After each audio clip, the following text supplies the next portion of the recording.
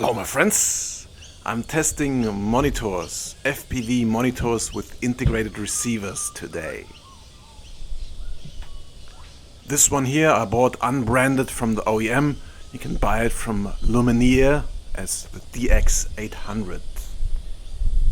It has an internal battery, charges over mini USB, AV in, AV out, micro SD card slot, mechanical switch between viewing and playback. There's only one antenna and on the bottom here what looks like a microphone. I have been using one of these screens for years on my ground station, connected to a Clearview receiver. Works pretty well. This one here is the LCD5802D. It has a diversity receiver, so two antennas and a little indicator which antenna is active. And then here AV in, AV out, SD card slot and a barrel plug to charge the internal battery. And loudspeaker at the back. Just like on the other screen, I have mounted one of my tripod shoes on the bottom of the screen. All these three monitors have a standard 3/4 inch tripod mount at the bottom, so you can mount them wherever it pleases you. I'm using these little mounts here to click them onto my camera tripods or just stand them up on a table. Number 3 on the right is the FXT F508. I just bought this from Phaser FPV. My buddy Reese said he's using one for a long time now and it's working very reliable. Diversity receiver as well, HDMI input, and then an analog input and output, micro SD card slot, and you power it over a micro USB plug at the bottom. But what's kind of strange about this, it doesn't take 5 volts, but you need 7 to 28 volts. It comes with an XT60 adapter.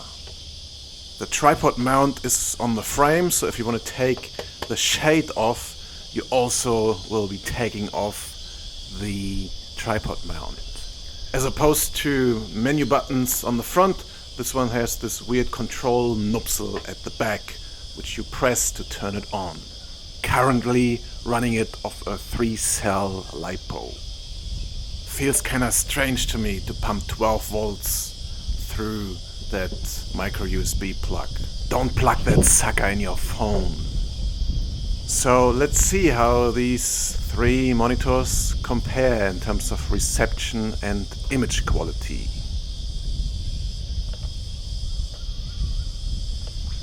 Why is my radio not turning on? What's going on here? Ah, there's no battery in there. Yeah, I remember. Still using this 950 mAh Turnigy pack here, but I'm about to source some larger batteries to make this thing run even longer. But even with this small pack, it really runs for a long time. I don't remember when I charged it the last time. Before this video, I've changed all the 3 monitors to the frequency that this quad is transmitting on, and I've adjusted the brightness and contrast to a similar level. All 3 monitors are running with the antennas that were included. The monitor in the middle is 7-inch diagonal, the 2 on the outside are 5-inch. Let's compare the reception when I yank this thing around the house. Looking at the left monitor for now, looks a little more washed out. I might not have done the best job at adjusting the levels on this monitor. It usually looks a little better.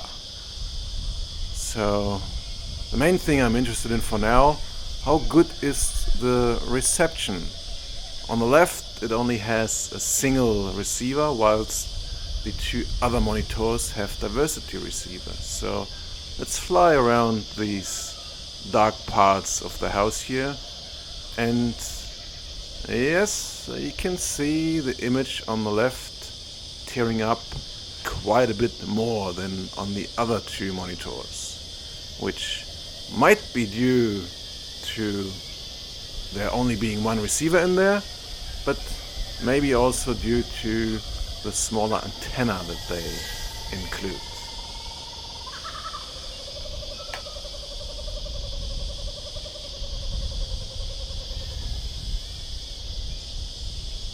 Looking at just the screen quality, I really like the middle one the best, but not by a far shot. And yes, it's also larger, which helps as well. So yeah, just going by screen quality, the E-Sheen in the middle is my favorite. But yeah, the other ones work as well. I'd say the FXT is better than the No Name or Lumineer on the left. Again, going through parts with limited reception, it seems like the E-Sheen in the middle is doing the best, and the one on the left has most reception problems. Let me rearrange the monitors a little bit so I can get a closer look with the camera on all three of them. I know it's limited what I can show on camera, but yeah, let's see what we can get done.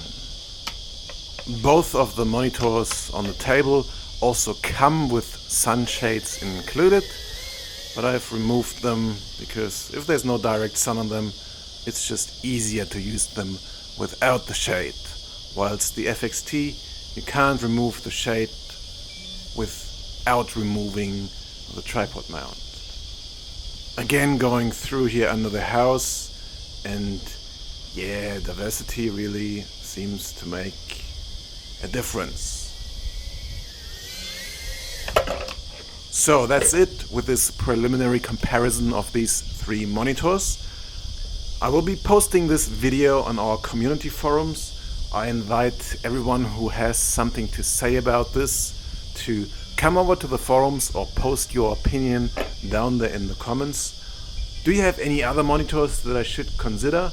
And what features do you think are most important? Is an internal battery really useful? Is 5-inch big enough? Let me know.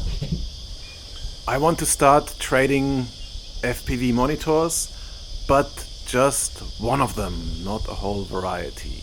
So if you have any opinion, which one you like best, what features are most important to you, then please comment below or come over, join our forums and have your say. See you later.